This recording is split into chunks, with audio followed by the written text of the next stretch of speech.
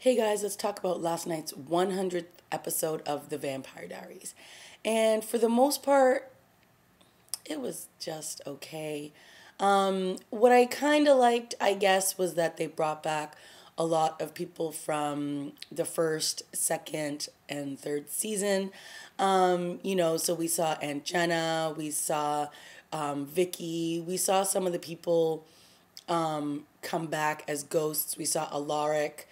Pretty much it was sort of like a tribute to the show that everybody showed up on this 100th episode. We even had some of the originals, well, most of them come back. We had Elijah, Rebecca, and Klaus. The Klaus and Caroline romp in the woods. No. Sorry, I was not feeling that. And then to have Tyler come back at the end, it's just kind of like, really? No. I mean, Caroline has spent a lot of time in these last few episodes complaining to Elena that she should not be with Damon because of Damon's history and how horrible he is and all of the bad things he's done.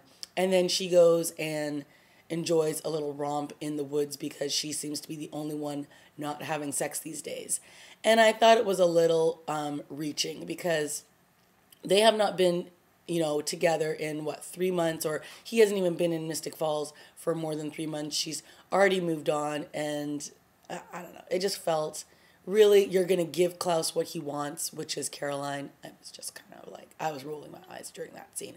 And then, of course, the main plot story this episode was Catherine, and she was pretty much on death's door. In the mid-season finale, she had a heart attack, and this episode was the aftermath, and the doctors were pretty much saying that she wasn't going to live through the night, and everybody had to deal with the fact that she was going to die. So what I thought was very interesting was that everybody was downstairs doing shots of bourbon, basically telling stories of how Catherine has wronged them in their lives. And it was quite a long laundry list of things that she's done, people that she's killed, things that she's just, been a part of and has tormented these guys' lives over the last 4 seasons.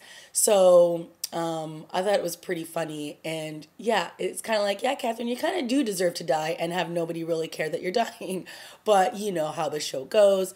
It never quite works out the way you think it's going to. And it was no surprise at the end when Elena was the last person to visit her that she was going to pull a fast one and enter into Elena's body instead of her daughter Nadia's. Because Nadia was like, oh yes, I want you to come into my body. Obviously that was a ruse so that it would sort of take everybody's guard down. And when she jumps into Elena's body and then the phone rings and she's like, did it work? It's like, well, yeah, of course it worked. I'm Katerina Petrova. Like I always survive. And it's kind of like, here we go. We knew that she was not going to be genuine in her last few words to Elena, even when she says, oh, thank you for forgiving me. And then she obviously pulls a fast one. No shock there. So for the 100th episode, I got what they were trying to do, sort of bring back all these characters and have like this nostalgic moment.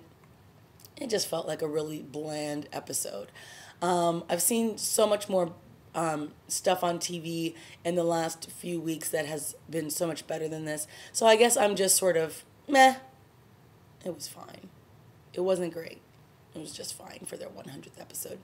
All right, guys, we'll see what happens next week when I guess it looks like in order for this traveler spell to be complete and Elena to be gone for good, a few more things have to happen.